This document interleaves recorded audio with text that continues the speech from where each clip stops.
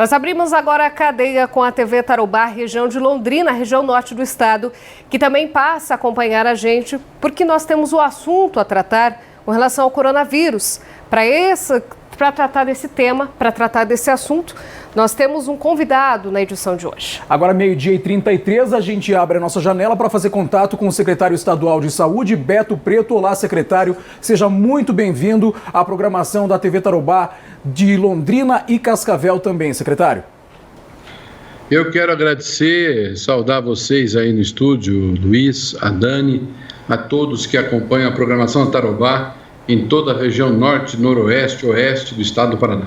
Secretário, a gente começa então para trazer esse balanço que é feito da Covid-19 aqui no estado. Hoje em dia, onde está a maior preocupação do governo do estado em relação a essa pandemia? Existe alguma área específica dos grandes centros ou também o interior passou a ser uma preocupação do governo do estado? A preocupação é em toda a extensão do estado. Agora, em primeiro lugar, a transmissão se dá nos núcleos urbanos maiores. Então, você pode ter certeza que Curitiba, região metropolitana, Londrina, Maringá, Cascavel, Foz do Iguaçu são pontos focais importantes e também os municípios que são micro-regionais, como Campo Mourão, Paranavaí, que acabam também desenvolvendo uma grande quantidade de casos, muitas vezes ligados a alguma atividade econômica que está em funcionamento. Tivemos a situação em Paranavaí relacionada com uma atividade frigorífica.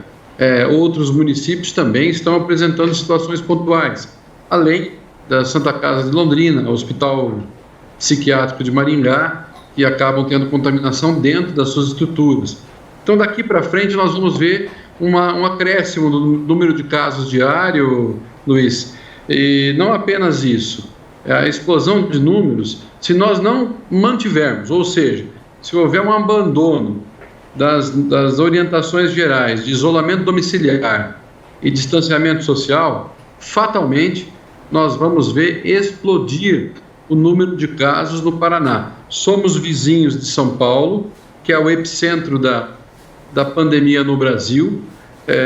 Até agora, chegamos aqui com números equilibrados, não é zona de conforto, mas sim números equilibrados, principalmente pelo esforço, pelo trabalho de todos. Agora, um passo em falso, um vacilo em alguma tomada de decisão pode custar caro. Tivemos aí, vou dar um exemplo rápido aqui para vocês, a questão do Dia das Mães, muito movimento devido ao Dia das Mães, alguns dias antes.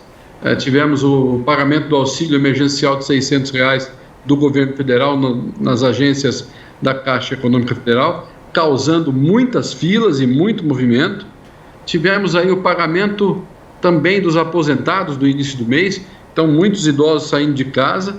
O resultado está aí, um aumento muito grande, aí praticamente dobrou o número de casos no Paraná nas últimas 2 semanas, ao movimento de 15 dias atrás. Então, assim, é de maneira epidemiológica, científica, sem inventar nada, sem gerar nenhuma falsa notícia, mas trabalhando com transparência de números. Se nós não tivermos uma postura de manutenção do isolamento, de restrição de ações, por exemplo, comércio de rua abriu, que o comércio de rua possa trabalhar, mas uma ação restritiva dentro do próprio comércio de rua, número de pessoas que entram ao mesmo tempo, a presença de álcool em gel, a possibilidade da lavagem de mãos, o uso de máscara nas ruas, o uso de máscara dentro do transporte coletivo, ônibus, sempre utilizar os ônibus, transporte coletivo em horários alternativos para a diminuição do número de passageiros. É uma dificuldade enorme, mas nós vamos passar se tivermos consciência, se tivermos informação e, principalmente, um momento de esforço de todos nós. Secretário, durante essa semana, até institutos de pesquisa fizeram e trouxeram resultados dizendo que apenas 37% da população estava cumprindo a medida de isolamento social. Até em entrevistas que o senhor concedeu, isso também refere-se a serviços não essenciais que foram liberados. Eu queria que o senhor dissesse quais serviços não essenciais o senhor considera que foram liberados sem que houvesse essa necessidade. Veja, nós temos uma gama enorme de atividades econômicas previstas no Brasil. O governo do Estado listou aquelas que são essenciais e necessárias no momento mais duro da pandemia. Fora disso, tudo aquilo que não está previsto, a gente não gostaria de ver funcionando a plenos pulmões. O fato é que também existe uma necessidade de cada comunidade, o próprio poder exercido pelo Poder Executivo dos municípios e dos prefeitos. Isso é legítimo, tem até jurisprudência do STF sobre isso. Então, sem querer invadir a seara de ninguém, nós vamos orientando. Nosso Comitê de Operações e Emergências em Saúde, ele é transparente, todos os dias se reúne às 4 horas da tarde, transmite as reuniões pelo YouTube, para que as pessoas possam acompanhar e saber o que está sendo tratado. Todas as resoluções são publicadas.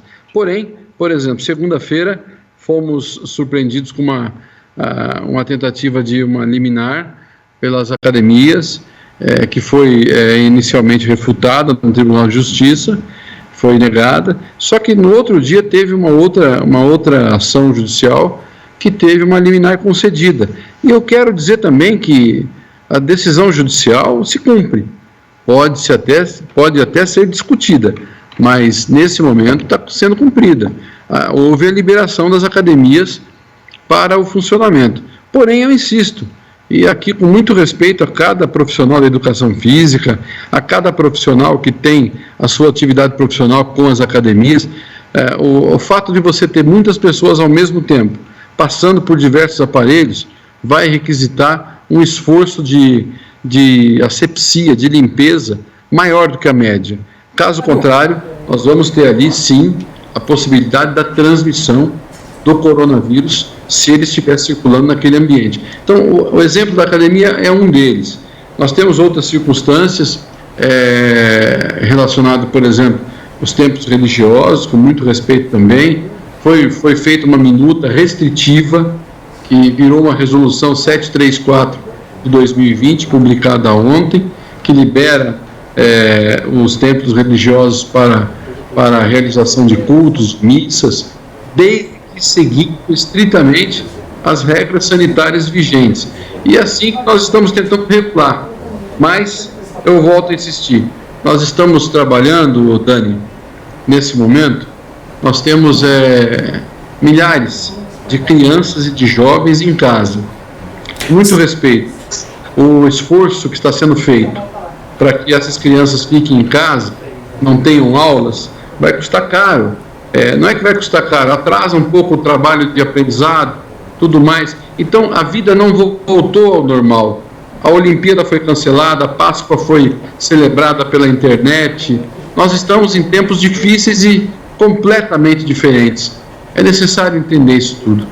Secretário, eu quero aproveitar o gancho que o senhor falou, então, da liberação dos eventos religiosos dentro de igrejas e templos e trazer uma situação... De maneira restritiva, viu, Luiz? Isso, que acontece na região de Londrina, lá no norte do estado, até para a gente começar a discutir também essa independência dos prefeitos em tomarem decisões. Porque em Londrina, por exemplo, os bares foram liberados para funcionar pelo próprio prefeito. Porém, o prefeito determinou que os cultos religiosos e missas não irão acontecer em Londrina, mesmo com esse decreto estadual determinando algumas regras para liberar esses cultos. Como que o senhor enxerga, então, essa, não sei, interferência ou então a independência dos prefeitos em tomar decisões?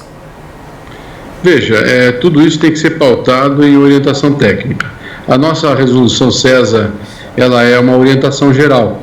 É claro que, eu volto a insistir, os prefeitos têm a legitimidade de exercer o poder executivo dentro do seu território, entre aquilo que abre e aquilo que fecha, eles também têm essa circunstância, né?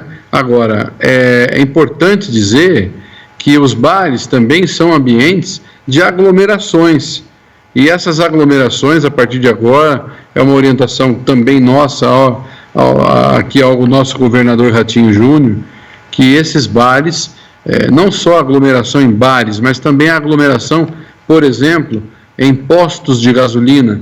Isso não pode acontecer com frequência, não pode acontecer neste momento. Aqui em Curitiba, região metropolitana, nós temos notícias, e que aqui inclusive viraram investigação policial, de festas clandestinas com 200, 300 pessoas. Isso tudo ajuda, contribui para a transmissão do coronavírus nesse momento. Nós temos situações, pessoas que viajaram para o exterior, voltaram por São Luís do Maranhão, passaram no aeroporto de São Paulo, chegando no seu destino aqui numa cidade do Paraná, reuniu mais de 100 pessoas para uma festa de chegada.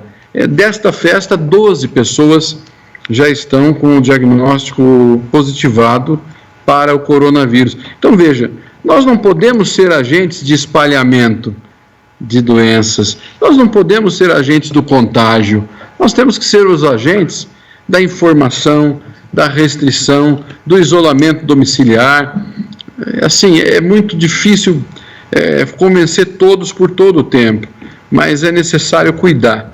Eu não sei se eu falei aqui da questão do contágio hoje, de todos os paranaenses que ficaram doentes por coronavírus, 70% estão dentro da faixa etária da população economicamente ativa, 70%. Porém, dos óbitos, que é um número bem menor, 70% dos óbitos está na faixa com mais de 60 anos de idade. Ou seja, muitas pessoas ficam doentes, muitas pessoas têm sintomas muito fortes, mas os óbitos recaem sobre aqueles que já têm alguma doença pré-existente. E aí é que eu quero ressaltar. Veja, a população economicamente ativa muitas vezes tem a doença de maneira assintomática, sem chamar atenção, e está transmitindo a doença. Não tem tratamento efetivo ainda, não tem nada consolidado, pacificado sobre o tratamento do coronavírus de maneira efetiva, como tem, por exemplo, o Tamiflu no combate à influenza. Não tem uma vacina pronta ainda em relação ao coronavírus. Então, o melhor remédio, a melhor estratégia nesse momento é o isolamento domiciliar, é o distanciamento social. Volto a insistir com muito respeito, nós temos uma atividade econômica que está sofrendo, porém, eu reitero, na área da saúde nós precisamos ser transparentes e dar as informações de maneira direta, olho no olho das pessoas, como estamos fazendo aqui na Tarobá, e ao longo do tempo a gente vem fazendo sempre que tem a oportunidade de falar com vocês.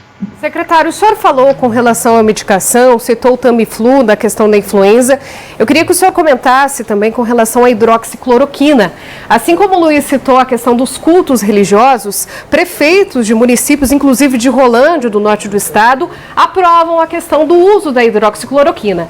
O senhor também disse em entrevistas que por mais que o Ministério da Saúde aprovasse esse uso, vocês aprovariam, porém com ressalvas. Queria que o senhor comentasse também sobre essa situação.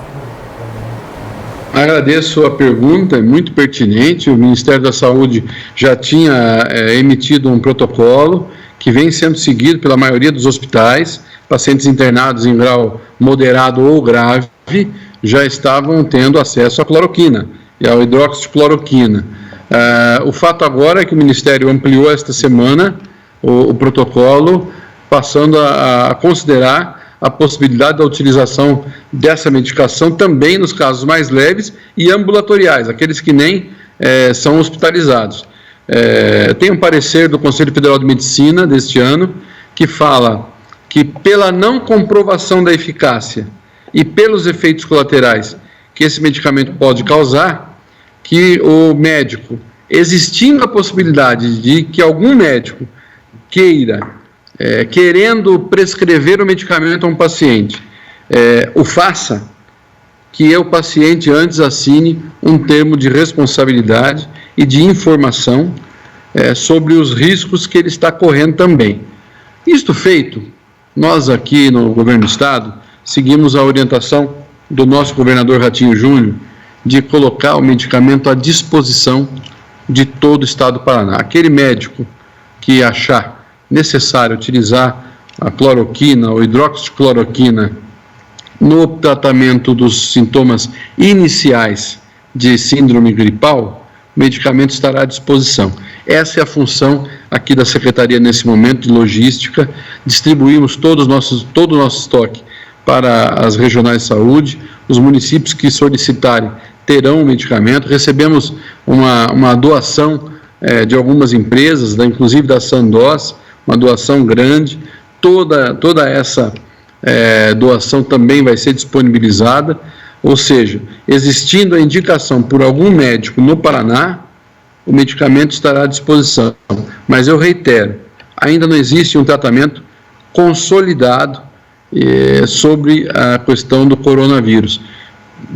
Existem diversas entidades internacionais de altíssimo nível que vêm procurando um caminho. Em algum momento nós vamos achar, mas ainda não tem nada efetivo sobre o tratamento do Covid-19 que consolide algo como o Tamiflu foi para a influenza.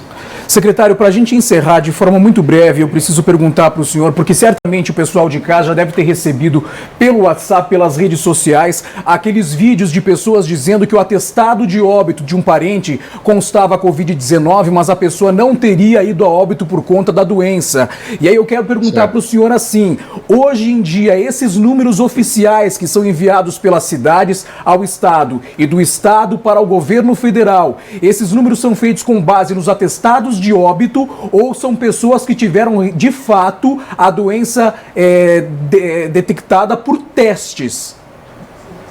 Olha, aqui no Paraná, Luiz, são dados, né? Não estou inventando informação também.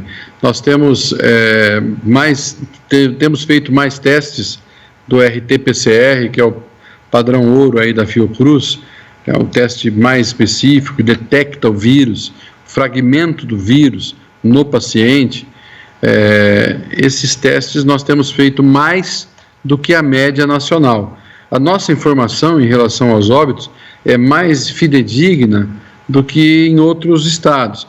E também não quero dizer isso como sendo uma vantagem nossa, não é nada disso. Quando se fala de coronavírus, toda a informação é informação de doença, né? Então nós queremos trabalhar para tentar prevenir. O fato é que pode haver sim alguém que internado não conseguiu fazer o exame a tempo, evoluiu mal o seu quadro, foi a óbito e no sepultamento não tinha uma causa ainda determinada. Mas assim, mesmo nesses casos, nossos números aqui, conforme eu quero registrar, são muito mais fidedignos, reais, do que a média dos estados. Recentemente, São Paulo, por exemplo, tinha uma fila enorme de pessoas que já tinham falecido e os exames ainda não tinham ficado prontos. Isso é questão de 15 ou 20 dias. Aqui no Paraná, nós temos conseguido testar pelo LACEN, pela Fiocruz, em 48 horas todos os casos.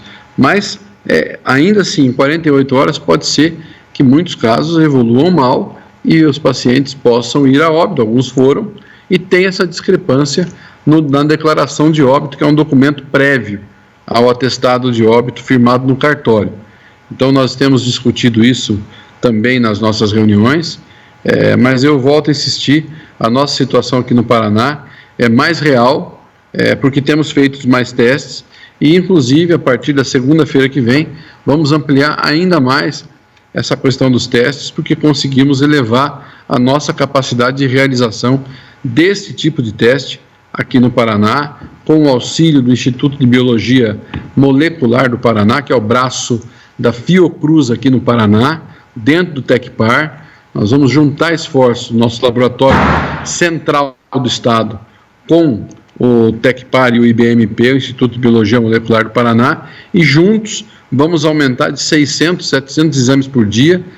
Dentro de 2 ou 3 semanas vamos chegar a fazer 4.000 exames por dia, o que vai facilitar, inclusive, para que os médicos das unidades de saúde, das unidades de pronto atendimento, que tiverem uma dúvida sobre aquele quadro gripal que ele está atendendo lá na base, lá na unidade básica de saúde, se ele quiser fazer o diagnóstico, tentar fazer o diagnóstico de coronavírus ou de uma síndrome gripal, nós vamos fazer o exame também, ele vai coletar lá, vai mandar aqui e nós vamos conseguir fazer o exame em 48 horas. Secretário, quero agradecer a participação do senhor, ter falado com o Grupo Tarobá de Comunicação. É um assunto que sempre rende especulações, rende também questionamentos. Muito obrigada pela participação na edição de hoje e boa sorte, bom trabalho, boa sorte a todos nós. Eu quero agradecer a oportunidade, queria apenas rapidamente, 30 segundos, dizer que estamos acompanhando a situação de leitos disponíveis, tanto na região oeste, região de Cascavel, e também na região norte, região de Londrina. Nos próximos dias teremos novidades sobre uma pequena ampliação de alguns leitos a mais de unidade de terapia intensiva, principalmente na região oeste, colocando à disposição dos paranaenses que moram na região, mas eu agradeço muito, é uma satisfação e uma honra aqui participar do jornalismo da Tarobá. Um abraço a vocês, bom trabalho, que Deus abençoe a todos nós. Ok, secretário, muito obrigado. Aguardamos as informações desses leitos também